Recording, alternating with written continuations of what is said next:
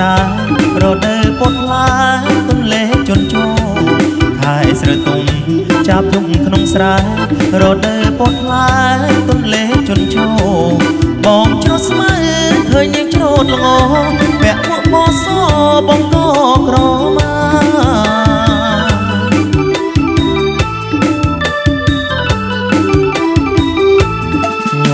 ស្រស់ស្រស់អើយគ្មានខ្ទឹមឲ្យរៀមសង្ឃឹមជាប់ក្នុងចិន្តាញញឹមស្រស់ស្រស់អើយគ្មានខ្ទឹមឲ្យរៀមសង្ឃឹមជាប់ក្នុងចិន្តាបងអ្នកស្រែអូនអ្នកចំការយើងចាប់ដៃគ្នាសាងវាសនាថ្មី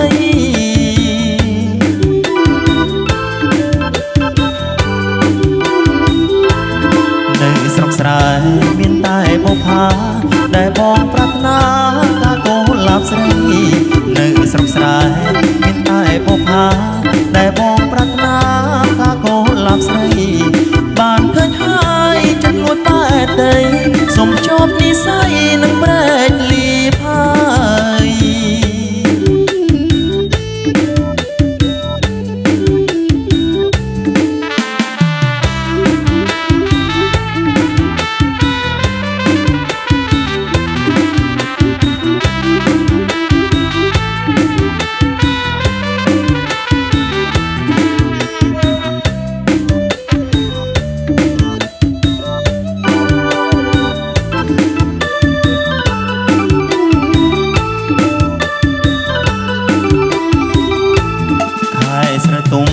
ចាប់យំក្នុងស្រែរដូវពត់ផ្លែទន្លេជន់ជោតែស្រទុំចាប់យំក្នុងស្រែរដូវពត់ផ្លែទន្លេជន់ជោបងច្រត់ស្មៅឃើញនាងច្រូតល្ងពាក់មួកបសបងក៏ក្រមា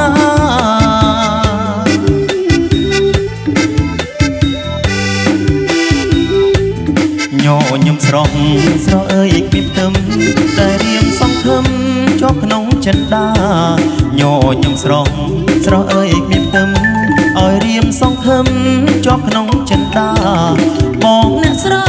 អូនអ្នកចំការយើងចាប់ដៃគ្នាសាងវាសនាថ្មី